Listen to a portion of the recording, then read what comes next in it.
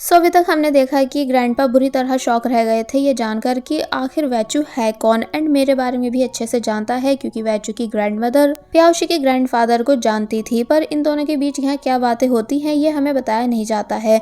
जिसके बाद अब नेक्स्ट सीन में हमें दिखाया गया कि शाओशा जो कि बाई के साथ हॉस्पिटल आई हुई थी क्योंकि उसके पैर पर चोट लगी हुई है कि तभी वो प्याओशी को कॉल करती है एंड कहती है कि सॉरी मैं तुम्हें लेने नहीं आ पाई, जिस वजह से रिपोर्टर्स ने तुम्हारे और वैचू के फोटोज क्लिक कर लिए एंड अब पूरी यूनिवर्सिटी में तुम दोनों के बारे में बातें हो रही हैं कि तुम दोनों इतने क्लोज कैसे हो। प्याओशी कहती है कि मुझे फर्क नहीं पड़ता क्योंकि वैचू और मेरे बीच ऐसा वैसा कुछ भी नहीं। तो तब शाओशा कहने लगी कि लेकिन अब जिनरुई तुम्हें नहीं छोड़ेगी क्योंकि शायद तुम जानती नहीं हो कि जिनरुई स्टार्टिंग से वैचू को पसंद करती आई है, जो बात पूरी यूनिवर्सिटी को पता है। तो तब प्याओशी बोली कि कोई नहीं, मैं इस चीज को भी ठीक करने की कोशिश करूंगी।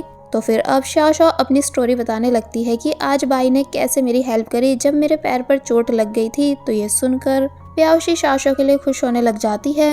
वेल अब दिखाया गया कि बाई शाओशा को बुलाता है एंड मेडिसिन देता है। शाओशा बाई को थैंक्स करती है एंड मेडिसिन के पैसे देने लगी, लेकिन बाई वो लेता नहीं है बल्कि बोला कि मैं सीनियर हूँ इसलिए मेरी रिस्पॉन्सिबिलिटी बनती है अपने जूनियर्स का ध्यान रखना। वेल अब नेक्स्ट सीन में हमें दिखाया गया है कि वैचू प्याओशी के घर पर डिनर कर रहा है जहाँ ग्रैंडपा बहुत अच्छे से वैचू को ट्रीट कर रहे थे। वैचू को अपने हाथ से खाना निकाल कर देते हैं। तो तब प्याओशी ग्रैंडपा से बोली कि ग्रैंडपा आप सीनियर वैचू पर इतना ध्यान मत दीजिए, यानी इन्हें देर हो रही होगी इसलिए इन्हें खाकर यहाँ से चले जाना चाहिए। तो तब ग्रैंडपा प्याओशी को चुप कराने लगते हैं एंड वैचू से पूछते हैं कि क्या तुम्हें खाना पसंद आया। तो तब वो बोलता है कि हाँ, क्योंकि आपकी कुकिंग स्किल्स दूसरों की कुकिंग स्किल्स से एकदम अलग है। प्याओशी मुंह बनाने लगी क्योंकि उसे पता है कि ये मेरी बात कर रहा है। तो तब ग्रैंडपा बोलते हैं कि एक्चुअली प्याओशी को खाना खाना तो पसंद है लेकिन बनाना पसंद नहीं, इसलिए मैंने आज तक प्याओशी की हाथ की बनी हुई कोई भी डिश नहीं खाई है। फिर तभी वैचू से पूछते हैं कि पर तुम्हें कैसे पता कि प्याओशी कुकिंग में अच्छी नहीं है, यानी आखिर तुम दोनों के बीच रिलेशन क्या है। तो तब प्याओशी बात काटने की कोशिश करने लगी कि नहीं ग्रैंडपा हमारे बीच कोई भी रिलेशन नहीं, पर वैचू बता देता है कि ये रोज मेरे घर पर कुकिंग करने आती है। ग्रैंडपा और ज्यादा शौक रह गए इस बात को सुनकर। तो वहीं प्याओशी मुकर रही होती है कि सीनियर वैचू झूठ बोल रहे हैं, आप प्लीज इनकी बातों पर ध्यान मत दीजिए। तो तब ग्रैंडपा बोलते हैं कि चलो छोड़ो, तुम दोनों लड़ाई मत करो बल्कि आराम से खाना खाओ। और जब दोबारा वैचू को खाना निकाल कर देने लगे तो तब प्याओशी जेलस हुई और बोली कि मुझे भी दो। तो तब ग्रैंडपा हंसते हैं और अपने हाथों से प्याओशी को भी खाना निकाल कर देते हैं। वैचू भी प्याओशी की जेलसी देखकर हंस रहा था। फिर जब मीट का लास्ट पीस बचता है तो तब उसे वैचू के उठाने से पहले प्याओशी उठाने लगती है और वैचू को गुस्से से घूर रही थी और फिर तभी उस पीस को खा गई। ग्रैंडपा प्याओशी से बोलते हैं कि तुम अपनी हरकतों से बाज नहीं आओगी। तो वहीं वैचू बोलता है कि ग्रैंडपा ये बहुत ही खाती है। तो तब प्याओशी मुंह बनाने लगी कि तुम्हें जो सोचना है तुम सोच सकते हो। वेल अब आफ्टर डिनर दिखाया जाता है कि वैचू बोल रहा है कि मैं डिशेज वॉश कर दूंगा, लेकिन ग्रैंडपा मना कर देते हैं कि आप कुछ नहीं करोगे क्योंकि आप गेस्ट हो, बल्कि प्याओशी सब काम कर देगी और हम दोनों बैठकर आराम से अधूरी बातों को पूरा करेंगे। तो ये सुन प्याओशी मुंह बनाने लगी। जिसके बाद अब दिखाया गया कि ग्रैंडपा वैचू से बात कर रहे थे कि अच्छा रहेगा कि वो पुराने मैटर्स जल्द से जल्द सॉल्व हो जाए। तो तब वैचू उनकी बातों को ध्यान से सुन रहा था, पर जब प्याओशी आई तो ये दोनों उसे देखकर चुप हो गए। प्याओशी पूछती है कि आखिर आप दोनों ऐसी कौन सी बात कर रहे हो कि मेरे आते ही चुप हो जाते हो। तो तब ग्रैंडपा ने बताया कि हम पास्ट की बातें कर रहे हैं जो तुम्हें समझ नहीं आएंगी। तो तब प्याओशी कहती है कि नहीं, मुझे ऐसा लग रहा है कि सीनियर वैचू आपको बुली कर रहे हैं, है ना, यानी सच बताओ ग्रैंडपा आखिर बात क्या है ताकि मैं आपको बचा पाऊं। ग्रैंडपा प्याओशी को डांट कर चुप करा देते हैं कि तुम्हें वैचू से ऐसे बात नहीं करनी चाहिए। तो तब वैचू बोला कि ग्रैंडपा इट्स ओके, मैं प्याओशी को सब समझाता हूँ और फिर बताने लगा कि आज से तुम्हारी जिम्मेदारी मेरी है। प्याओशी हैरान हुई कि भला कैसी जिम्मेदारी। तो तब वैचू ने बताया कि ग्रैंडपा तुमको मेरी स्टूडेंट बनाने के लिए रेडी हो चुके हैं। ग्रैंडपा भी कहने लगते हैं कि वैचू प्लीज मेरी नदान ग्रैंड डॉटर का अच्छे से ख्याल रखना। तो तब प्याओशी इन दोनों की बातों से कुछ भी समझ नहीं पाती है। जिसके बाद अब हमें प्याओशी के हाथ में एक एग्रीमेंट दिखाया जाता है जिसको प्याओशी ध्यान से देख रही है एंड ग्रैंडपा वॉइस ओवर में प्याओशी को सब समझा रहे हैं कि वैचू टाइची मार्शल आर्ट फैमिलीज की मेन फैमिली का सक्सेसर है जो कि तुम्हें अपनी स्टूडेंट बनाना चाहता है। ये अपॉर्चुनिटी बहुत ही ज्यादा बड़ी है, जैसे कि गॉड ने कोई विश पूरी कर दी हो, इसलिए इसको तुम्हें बिल्कुल भी मिस नहीं करना है और ना ही इस बात को मजाक में लेना है। बल्कि अब तुम वैचू के साथ अच्छे से रहोगी, यानी जो वो कहेगा वही तुम करोगी। प्याउशी ग्रैंडपा के कहने पर ट्रेडिशनल स्टाइल में एग्रीमेंट रीड करती है कि मेरा नाम प्याउशी है, एज 18 एंड मैं मास्टर वैचू से हिडन टाइची मार्शल आर्ट सीखने के लिए रेडी हूँ एंड अब से मैं मास्टर वैचू की देख रेख में रहूंगी और उनके ऑर्डर्स फॉलो करूंगी। फिर वैचू को एक टी दी जाती है जिसको वो पी लेता है। आई थिंक ये भी इनके एग्रीमेंट का पार्ट है। फिर ग्रैंडपा बोले कि सेरेमनी एंड हुई। प्याउशी वैचू के बोलने पर उठ जाती है। फिर वैचू ग्रैंडपा से प्रॉमिस करता है कि वो अपनी स्टूडेंट यानी प्याउशी का बहुत अच्छे से ध्यान रखेगा। साथ ही वो ये भी बताता है कि वो फिलहाल सभी से इस बात को छुपाएगा कि प्याउशी उसकी स्टूडेंट है, क्योंकि ऐसा करने के कुछ रीजंस हैं। बाकी प्याउशी की स्पेशल ट्रेनिंग यूनिवर्सिटी जाते ही स्टार्ट हो जाएगी, तो तब ग्रैंडपा इस बात के लिए मान गए। मगर वहीं प्याउशी अब भी कंफ्यूज नजर आ रही होती है कि आखिर ग्रैंडपा ने मुझे टाइची स्टूडेंट क्यों बनवाया, जबकि मैं तो यूनिवर्सिटी में पेंटिंग सीखने जा रही हूँ।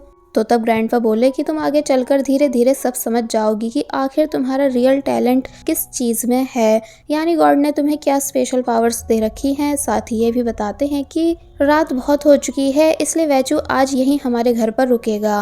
अब नेक्स्ट सीन में हमें दिखाया गया कि ग्रैंडपा वैचू को एक पुराना बॉक्स निकाल कर दिखाते हैं, ये बताकर कि ये बॉक्स बचपन में प्याउशी का खजाना हुआ करता था एंड ये जो पैंडल है इसे प्याउशी बचपन में एनी टाइम पहनी रहती थी, यानी उसे ये बहुत ही ज़्यादा पसंद था, जो कि उसने अपने पेरेंट्स से जिद करके लिया था। प्याउशी के पेरेंट्स के जाने के बाद प्याउशी के पास उसके पेरेंट्स की बस यही एक निशानी है। तो तब वैचू को लगा कि प्याउशी के पेरेंट्स इस दुनिया में नहीं हैं, लेकिन ग्रैंडपा बताते हैं कि नहीं, ऐसा नहीं है, यानी कि वो जिंदा हैं और एब्रॉड में है, पर बस बचपन से प्याउशी मेरे ही पास रही है। तो ये सुन वैचू उन्हें सॉरी करने लगा। ग्रैंडपा आगे बताते हैं कि बचपन में प्याउशी बहुत रोती थी क्योंकि उसकी क्लास के लड़के उसे बुली करते थे, इसलिए मैंने प्याउशी को टाइची मार्शल आर्ट सिखाया, जिसके बाद कभी किसी की हिम्मत नहीं हुई प्याउशी को बुली करने की। एक बार तो बहुत सारे पेरेंट्स अपने बच्चों को लेकर यहाँ आए थे शिकायत करने, क्योंकि प्याउशी ने उन सभी के बच्चों यानी कि उन बैड बॉयज को मार मार कर सबक सिखा दिया था। तो ये सुन वैचू हंसने लगा और बोला कि हाँ, ये मैं इमेजिन कर सकता हूँ कि उस टाइम भी प्याउशी लड़कों को मार मार कर उनकी कैसी हालत कर देती होगी। कि तभी प्याउशी आई एंड कहने लगी कि ग्रैंडपा इतनी रात हो चुकी है, आप सो क्यों नहीं रहे हो, यानी चलो आप सो जाओ। ग्रैंडपा बोले कि पर मैं वैचू से और भी बातें करना चाहता हूँ, पर प्याउशी उनकी एक नहीं सुनती है बल्कि जाने का बोलती है। तो तब ग्रैंडपा कहने लगे कि मुझे अच्छा लग रहा है ये देखकर कि मेरी ग्रैंड डॉटर बड़ी हो चुकी है एंड अपनी खुशियाँ ढूंढ चुकी है। प्याउशी कहती है कि नहीं ग्रैंडपा, ऐसा कुछ भी नहीं है, इसलिए आप प्लीज ऐसा मत सोचो। तो तब वो सॉरी करते हैं और यहाँ से चले गए। ग्रैंडपा के जाने के बाद प्याउशी वैचू से अपना बॉक्स वापस ले लेती है एंड कहती है कि क्या तुम्हें इतना भी नहीं पता कि किसी की पर्सनल चीजों को हाथ नहीं लगाते। तो तब वैचू सॉरी कहता है, फिर बोलता है कि वैसे मानना पड़ेगा, तुम्हारा अपने ग्रैंडफादर के साथ बॉन्ड बहुत ही स्ट्रांग है। तो ये सुन वो खुश होने लगी। फिर बोली कि क्यों, क्या तुम्हें जेलिसी फील हो रही है। तो तब वैचू चुप हो गया एंड अपने घर का सीन याद करने लगा कि कैसे अपने पेरेंट्स के घर में वो सारे टाइम अकेला रहता था जब 1 साल पहले इंजर्ड हुआ था एंड घर की मेड्स उसे देखकर बातें बनाती थी कि मास्टर वैचू की फैमिली मास्टर वैचू को सक्सेसर की पोजीशन पर से हटाने का सोच रहे हैं, ताकि फिर कोई और टाइची फैमिली का सक्सेसर बन सके, क्योंकि अब पता नहीं मास्टर वैचू कब तक ठीक होंगे। तो तब ये बातें सुनकर वो उदास होता था एंड प्रेजेंट में एक बार फिर ये सब बातें याद करके उदास हो गया। प्याउशी पूछती भी है कि क्या हुआ, यानी मैंने क्या कुछ गलत कह दिया है, पर जब वैचू कोई रिप्लाई देता ही नहीं तो वो बोलती है कि ठीक है मत बताओ, और फिर खुद भी शांत होकर बैठ गई। अब दिखाया जाता है कि काफी रात हो चुकी है, यानी कि ये सोने का टाइम है, पर प्रॉब्लम ये थी कि वैचू कहाँ सोए, यानी प्याउशी अपना बेड वैचू को देने से मना कर देती है और बोलती है कि तुम चेयर पे सो जाओ।